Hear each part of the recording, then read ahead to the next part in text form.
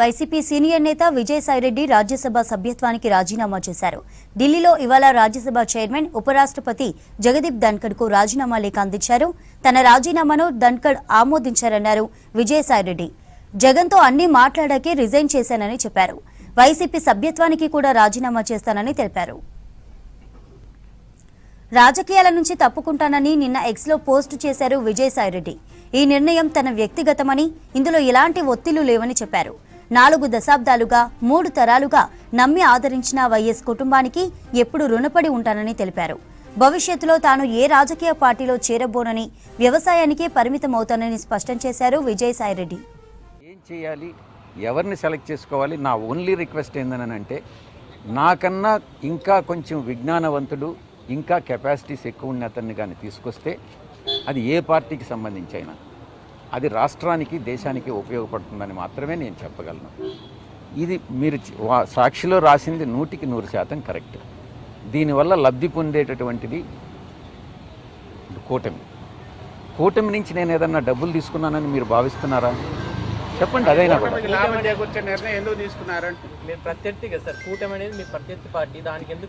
నేను ఒకటే చెప్పాను నా ట్వీట్లో,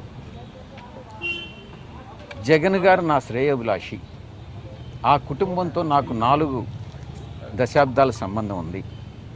చంద్రబాబు నాయుడు గారిని రాజకీయంగా నేను వ్యతిరేకించా. కుటుంబ పరంగా ఎటువంటి అభిప్రాయ భేదాలు లేవు, వ్యక్తిగత విభేదాలు లేవు. పవన్ కళ్యాణ్ గారితో నాకు చిరకాల స్నేహం ఉంది. ఈరోజు కాదు, చెన్నై రోజుల నుంచి ఉంది. ఇక ప్రత్యర్థి అంటున్నారు. దేంట్లో ప్రత్యర్థి? వీళ్ళందరూ కూడా నేను ప్రత్యర్థులుగా భావించట్లే. నాకు ఒక క్లారిటీ ఉంది. దేంట్లో నేను రాజకీయాల్లో ఎలా విభేదించాను, రాజకీయాలు మాత్రమే నేను విభేదించాను, వ్యక్తిగతంగా ఎక్కడ లేదు. ఇప్పుడు కృష్ణ అంటే ఆంధ్రజ్యోతిలో పనిచేస్తున్నాడు కాబట్టి ఆంధ్రజ్యోతి నాకు వ్యతిరేకంగా అబద్ధాలు రాస్తుంది కాబట్టి నేను, కానీ కృష్ణ పట్ల నాకేం వ్యక్తిగతంగా ఏం ఉండదే. ప్రొఫెషనే, వ్యక్తిగతమే. 9 ఏళ్ళు ఎంపీగా ఉన్నారు, సుదీర్ఘ రాజకీయ అనుభవం ఉంది, సంతృప్తిగా ఉందా మీ రాజకీయ జీవితం? ఇప్పుడు ఏం బాధ లేదా ఈ రాజకీయాలు తప్ప? ఇప్పుడు నేను మీ ముందేదన్నా కళ్ళనీళ్ళు పెట్టుకున్నానా? నేను రాజీనామా సమర్పించి బయట వచ్చాను. మీతో సంతోషంగా నేను ఈ క్షణాలు గడుపుతా ఉన్నా. నాకు బాధ అనేటటువంటిది ఏ మనిషికైనా ఉంటుంది. నేను అబద్ధం చెప్పను, నేను మళ్ళీ చెప్తా ఉన్నా. మనసులో ఎక్కడో కొంత బాధ అయితే ఉంటుంది.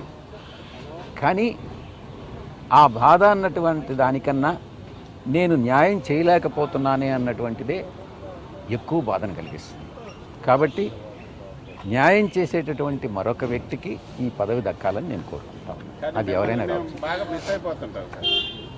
మీరు ఛాలెంజ్లు చేయటం, తర్వాత మేము ప్రచారం చేయటం, ఇవన్నీ నేను ఛాలెంజ్ చేసినంత కూడా నేను చేసి చూపిస్తాను.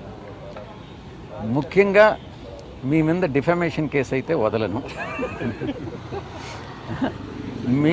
ఎందుకనంటే నేను ఉమనైజర్ కాదు, ఎవరు ఉమనైజర్ అనేటటువంటిది మీకు తెలుసు.